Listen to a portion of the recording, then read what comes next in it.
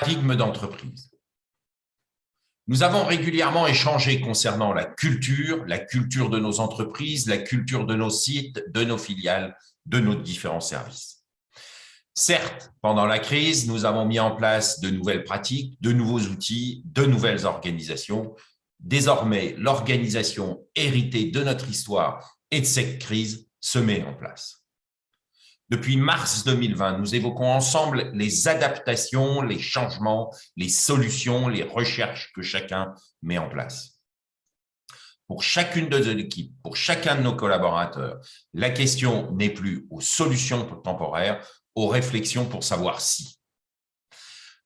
Nos collaborateurs attendent désormais une mise en pratique durable de nos annonces, des valeurs que nous mettons en avant. Les trois piliers sont, les trois questions sont, premièrement, quelles sont nos valeurs au sein de nos entreprises, nos filiales, nos services? Mettons-nous en avant notre culture? Nos pratiques au quotidien reflètent-elles ces valeurs? Régulièrement, depuis plus de 2 ans, nous parlons de culture d'entreprise construite sur ces trois piliers, nos comportements individuels, nos comportements collectifs, notre pratique de la décision. Quelles sont nos pratiques historiques concernant ces 3 points?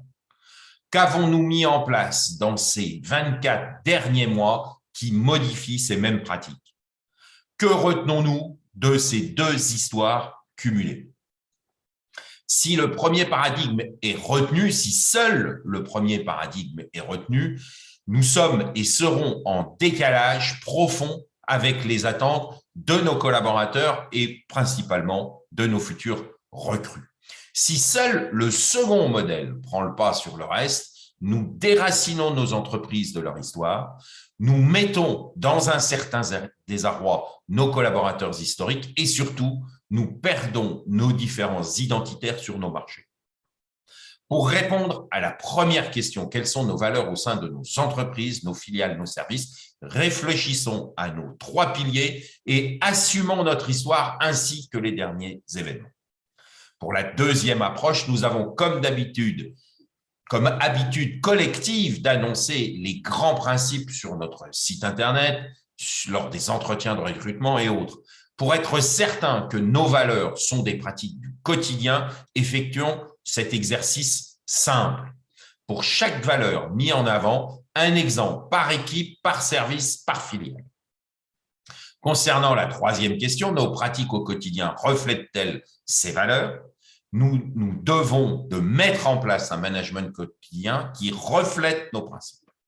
Reprenons chaque acte de base, réfléchissons à chaque pratique pour qu'elle soit conçue en s'appuyant sur nos valeurs.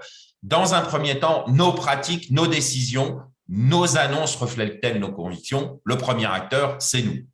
Que devons-nous changer dans nos pratiques pour être durablement en phase avec ce modèle? Bien évidemment, notre deuxième regard doit se porter sur nos codires, sur notre codir et nos équipes managériales à la décision.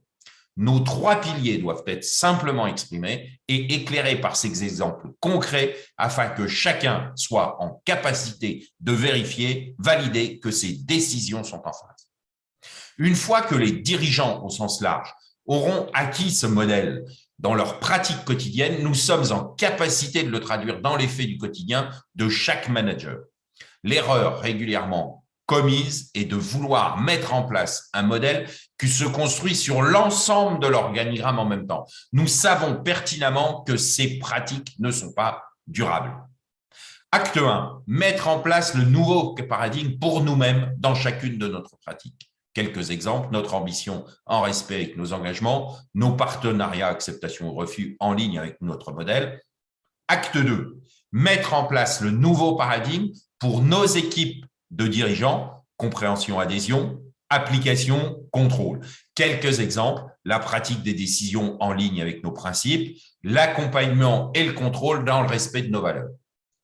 Acte 3, reprendre chaque acte de management du quotidien pour le concevoir dans la version nouvelle de notre référentiel culturel. Quelques exemples, entretien de recrutement, entretien annuel, fixation des objectifs, confiance, pratique de la confiance, pratique du contrôle. C'est bien une démarche en 3 actes qui, construit successivement, permettra d'être durable. À très bientôt sur le terrain, à votre disposition.